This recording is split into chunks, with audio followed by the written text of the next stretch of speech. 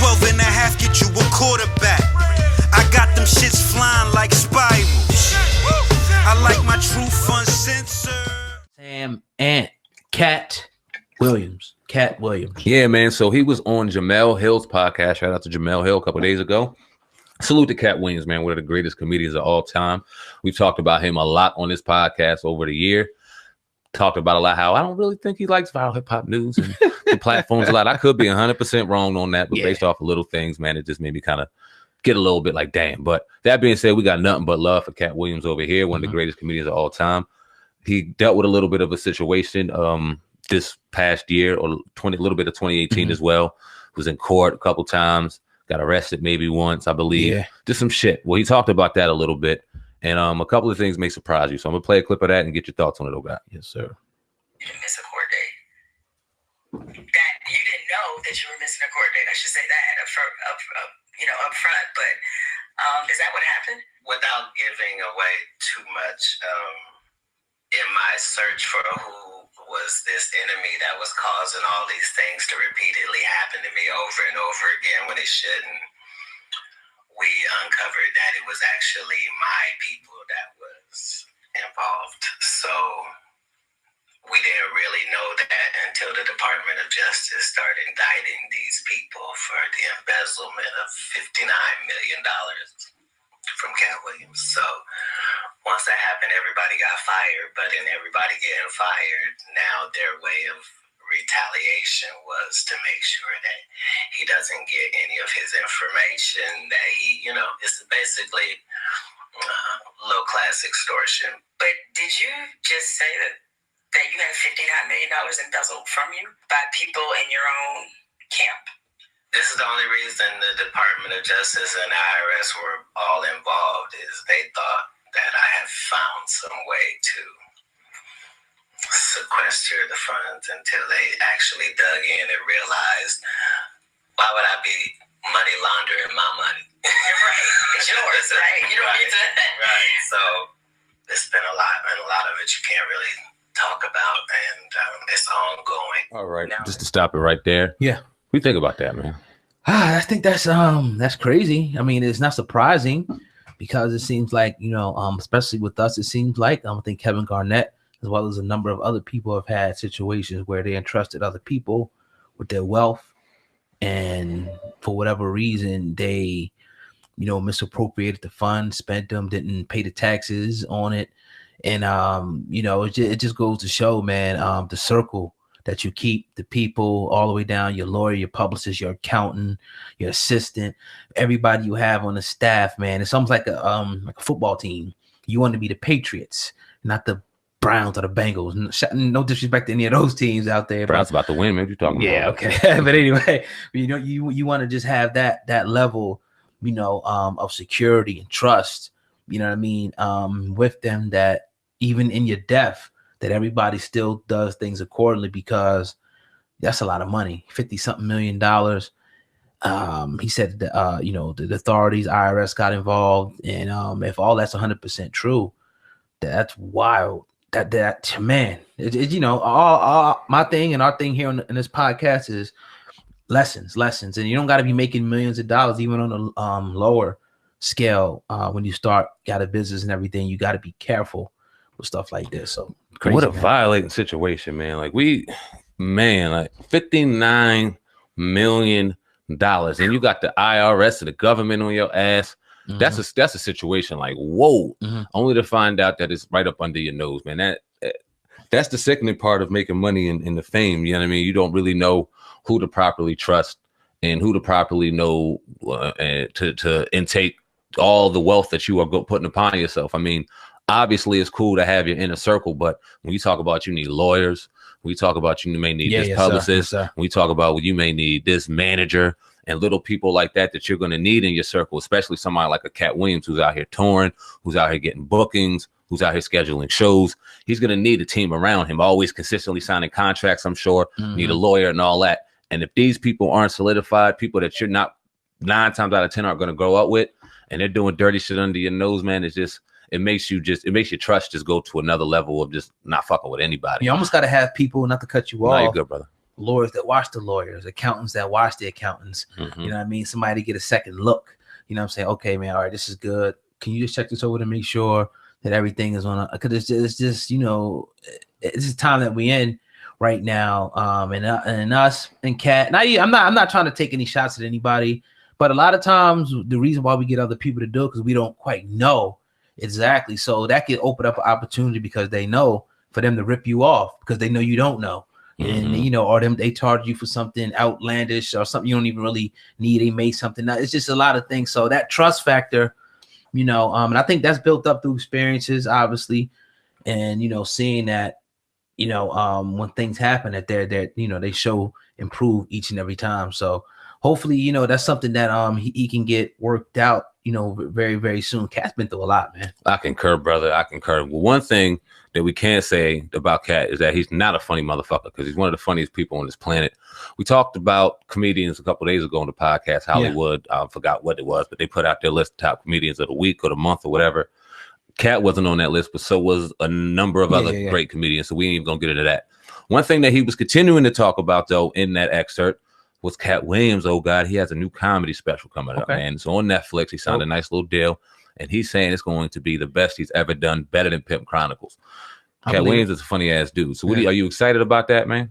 Yeah, Katt Williams special. Definitely. I'm 120% invested in seeing Katt Williams come back. You know what I'm saying? For whatever reason, he had his issues. He had to kind of fall back. I want to see him take the throne, you know, his rightful throne as being one of the kings of comedy. Not to say that he isn't, but going through all this stuff and, you know, lawsuits, lawyers and stuff, that's whack. Let's get in here. Let's get focused. Let's make this money. I definitely can't wait to check it out. You know, because for me, man, it's like, even though there's a lot of great comedians and you got to, you know, kind of sift through to find, I'm tired of the guys in mainstream now. I'm ready for, you know, to see guys like Katt Williams be thrusted back up, you know what I mean, into the mainstream and let him be the dude that say, okay, he represents us with the comedy, not these other cats, man. And I mean, and that's no shade to anybody on top. That's no shade to Kevin Hart. And this is what I wanted to say. I had to say it because he's number one, and it is what it is. And I want to, and a lot of people, they often compare Katt Williams to Kevin Hart. I don't like that. Let's stop competing. Let everyone be great. I mean, I'm sure they had their little back and forth. They have had their back and forth. We've reported it. And I hope all of that stops. I think Katt Williams is going to deliver far better product than Kevin Hart did on his Netflix special, which we talked about. And that's no shade to Kevin Hart because it kind of is, though. It's you know what? It's constructive criticism from a true fan of Kevin Hart. I support all of his movies, whether that I think they corny, whether I think they dope. I support him since he was Kev the Bastard. All of his journey through this, I had him when he was in Brigada and he was in the Music Box at the time, which is about 800 people. He wasn't even in the 3,000 person event yet. He wasn't even that big. Right. He's a down to earth, genuine dude. So I love to see where he's at right now. But I gotta keep it real. His comedy's gotten a little whitewashed when it comes to the mainstream and those live events. And that last comedy show on Netflix was almost painful to watch. The whole whitewashing thing, though. Let's break that down a little bit. What does that mean, Sam, man? Somebody say, what do you mean? He's being safe for the white folk. Woo! He's being safe so that he doesn't get money taken away. No stretch of the imagination. Am I saying that Kevin Hart is dancing or anything or playing around, because I think he's genuine in who he is. But he's definitely watching what he says to please the motherfucking people putting money in his pocket. You blame him, though, Sam, man? Because a lot of us, let's have this conversation, because a lot of us sit back and we say this and that, and we say, oh, you know, but if you had endorsements with New Era or Nike or Polo, and you wouldn't go in there and offend their demographic of people either, you would tiptoe through the tulips because these people are paying you to promote a product. So do we need to, as media, and, you know, kind of step down off our high horse and say, look, you know, who are you? Because don't judge somebody if you're not in that situation. You would do the same thing. You're moving up. I'm not going to say anything that's going to lose my sponsors. I'm trying to build welfare. What do you say to the people who say that? To you and the people, I'm not judging them. I'm not judging Kevin Hart on the decisions that he makes. I got to call it like I see it. People are tweeting out that this was the greatest Kevin Hart special of all time. Kevin Hart did it himself in promotion of it. I want to say the same thing. I can't as a fan because I didn't buy into it. The reason why I didn't buy into it is because of what I feel. Now, what Kevin Hart has been through, I don't wish upon anybody. He goes out here, he's saying what he's supposed to say. He's getting ridiculed for it. He can't do this, he can't do that. That fame and that light, I can commend anybody who can be in that light. But this is why a Katt Williams is so respected in the game. And even though he may have taken his hits and his lumps, and like you said, sitting back on his throne, because it was at one time, Katt was the fucking man. And there were reasonings of why he's not the man now. Some were self-inflicted. He has to take a couple on the chin, some for other various reasons. But I don't think he will ever be on the top again in mainstream, just because he will never conform and whitewash what he has to say. What we're going to enjoy about Katt Williams and what we miss about Kevin Hart is him giving us that raw, unapologetic comedy, no matter who the fuck he offends or what sponsor takes their fucking money off the table. Well, what do you think that people say that's not accurate, SamAnt? That's not accurate because how could you go to the heights that Kevin Hart went to? He had to pretty much keep his style the whole time. At what point did he whitewash Kevin now all of a sudden, or was he still saying all the same jokes his whole climb?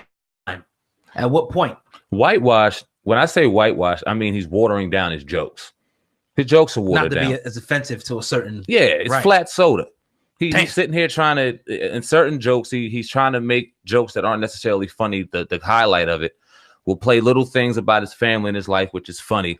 But then it's those other topics that he just won't kind of dive into that we know he wants to say. When he was sitting there battling and talking shit to Meek Mill, or getting with Jamie Foxx, or he was talking shit on this person or that person, he was chocolate dropper. When he was just saying what he wanted to say back in 2011, and I know it's a different time, we enjoyed and responded to him differently. Because now, and I'm not mad at him, I understand. He's a millionaire. He's sitting on the top of his game for a reason. If he doesn't want his certain thing taken away, I'm not mad at him. But you can't deny it. He took away, he watered down some of his stuff. And I think that he kind of was fearful of what people were saying. And the thing is, it always backfires to do that, because then in the end, not to build no gloom doom stuff, they end up sticking it to you anyway.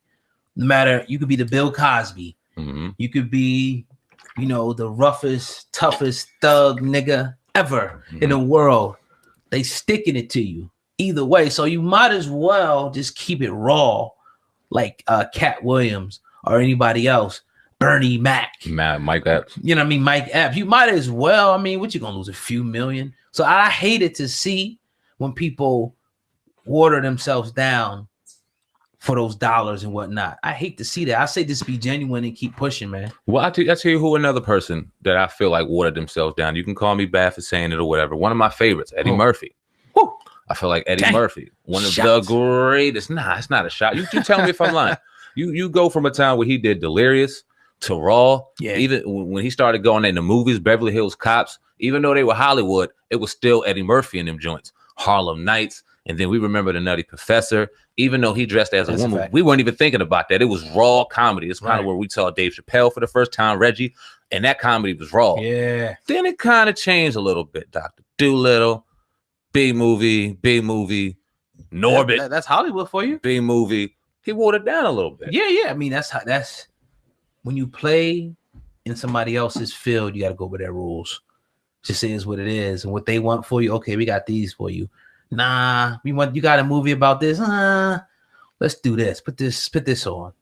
Bend over. Do a backflip. Do a handstand. Put a clown suit on. Put a dress on. I mean, this is what it is. You know what I mean? Talk to animals. Something like that. Like that. You know what I mean? So I don't know, man. You know, I hate to, but that's not hating. We just calling it like it is. It just is what it is. I love them all. We love them. We love them. Kevin Hart and everybody. And I want to continue to see Kevin Hart win. I would love to see, we were talking about this months ago, a new Kings of Comedy or tour. If we can get Mike Epps, Kevin Hart, Katt Williams, Dave Chappelle, TK. Right. And then get some of these young boys, the DC Young Flies, Carlos, to come up under them, Lil Duval, to all come up, you know what I mean, and just go and wreck show together. Niggas be in just room fighting. And that's a shame. That's a shame. I hate to say it, but I would love, and I know there's people out there who put the bag up. That bag would be crazy. Oh my goodness. That's comedy history, tour, man. Yeah, that'd be history. History. What order? Who will go first, second, third? They'd be fighting over that probably. I think they should switch cities. Whoever city you in, they go last. They shut down the show. You just flip it. Just keep it as even as possible. Right. We get a nice rotation. Everybody closes the show one night. Everybody opens the show one night. Do it like the Wayans do it. When the Wayans went on tour with the brothers, the four brothers, right? They split it. And I think even a couple of the nephews, they just split time. Certain people will close one night, certain people will close the other. Right. Keep all that nonsense out of it. Let's have a great show. Let's do it for the people. Like I said, you making history. That's Black history. Right. To have all those comedians on one stage tear it down. Yeah. Now, we were talking about a couple comedy shows that we went to throughout the fall. One of the knocks were the shit was too long. But I wouldn't mind sitting through a 2-hour show if you gave me Different 20 people. minutes of this person, 20 minutes of this person. Yeah. Because the shit was smoking. When we seen that comedian, then Rob Stapleton came on and shut shit down. And then we seen TK, dope. But when we continue to see a 2-hour one dude that's like, your jaw start hurting for laughing so much. It's almost like you start to fake laugh. Yeah, you're forcing yourself. You're forcing yourself because you don't nodding off and shit for all the food. Right. It's need. not church. Right. Hour and a half. And they say, well, I'm winding down. They got another hour. Nah. You remember those Sundays church from 9 a.m. to 9 p.m.? 12-hour. They made us who we are today, but golly, I don't miss them. I miss the food and the stuff afterwards and the They used to have food during intermission. Go to Moe's Chicken, get a 30-piece with a pound of ketchup. Man, was not like church eating. That's a fact. Those were the days, man. I had some other good church days too. Yeah, man, but you tuned in a lot. We can't talk about it. It's uncensored, but we ain't talking about it. You tuned into the Uncensored Truth podcast with your brother, Old God, and SamAnt. We're going in today on this Thursday evening. We want to encourage everybody to tune in tomorrow night at 8 p.m. Eastern Standard Time on YouTube.